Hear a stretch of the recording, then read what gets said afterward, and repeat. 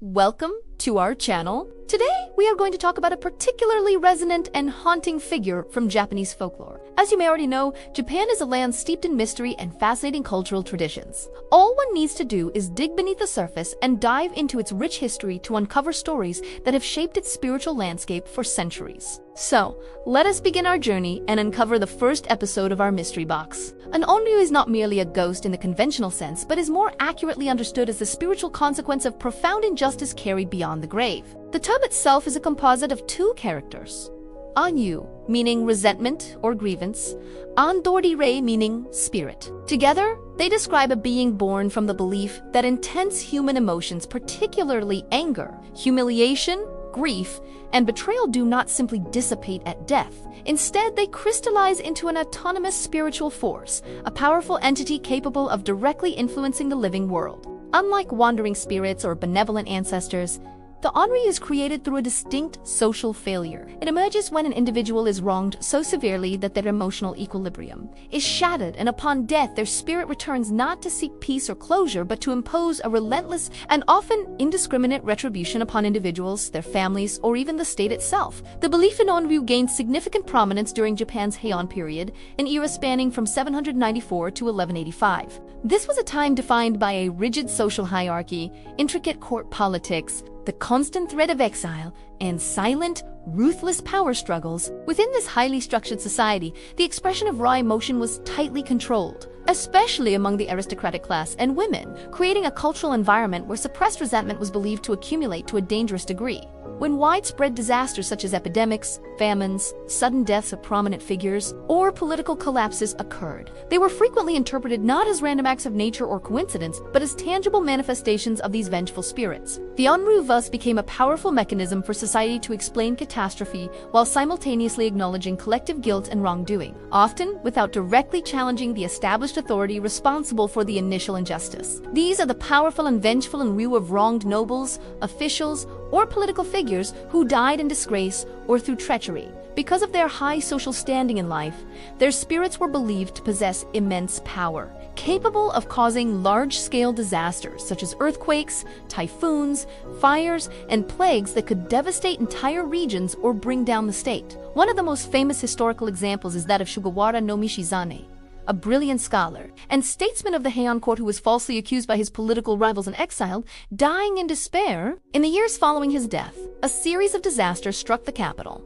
including the deaths of his chief accusers. To quell the wrath of his spirit, the imperial court posthumously pardoned Mishizane, restored his titles, and ultimately deified him as Tenjin, the god of scholarship. This points to the traditional solution for dealing with a Goryō: not exorcism or punishment, but appeasement, worship, and deification to transform their destructive yuan into protective power. The visual representation of the Onryō has become iconic, codified over centuries through art, literature, and theater. Its appearance is not meant to signify monstrosity, but rather a profound spiritual and emotional imbalance. The spirit is almost invariably depicted wearing a white burial kimono, known as a kikatabira, sometimes worn in reverse, symbolizing a world turned upside down by injustice. Long, unkempt black hair, often obscuring the face, represents a loss of social identity and the overwhelming force of untamed emotion. The skin is typically pale, sometimes with a bluish or indigo tint,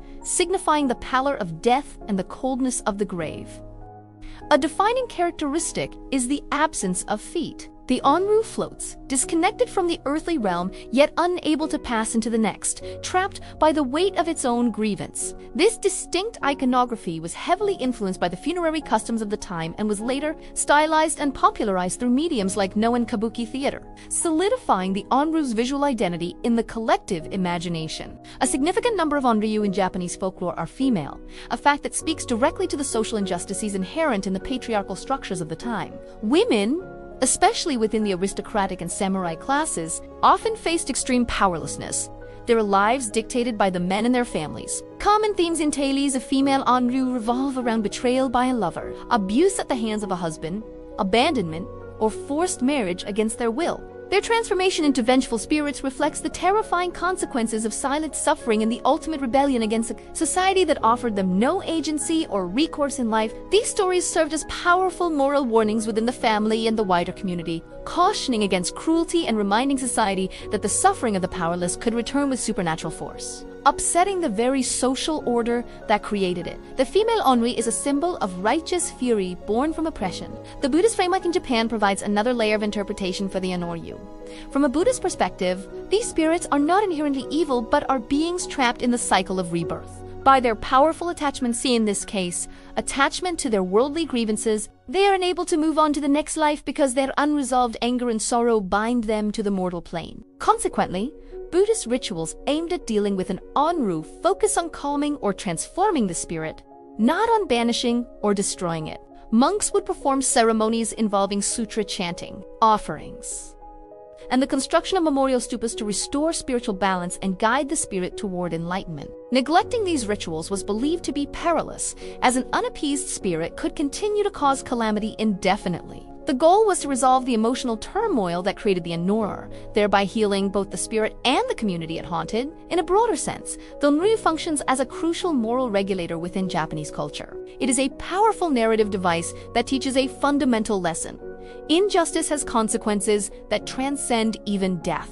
The concept reinforces the idea that power, status, and authority do not provide an escape from spiritual or moral accountability. The wronged commoner, the betrayed wife, or the exiled courtier may have been helpless in life, but in death, their spirit gains the power to hold their tormentors accountable. The fear of creating an Onryō served as a check on the abuse of power, a reminder that every action has a spiritual echo. It is a story about cosmic justice, where the scales are ultimately balanced, often through terrifying and violent means, ensuring that no grievance is ever truly forgotten. This ancient belief in spirits born from injustice continues to exert a profound influence on modern Japanese culture, particularly in the realm of horror. The modern horror genre has masterfully preserved the essence of the Onryō, adapting its core themes for contemporary audiences. The iconic figures of Sadako from the Ring and Kyoko from the Grudge are direct descendants of the traditional Onryō. Both are female spirits who suffered terrible, unjust deaths and returned to inflict a curse that spreads like a virus, reflecting modern anxieties about inherited trauma,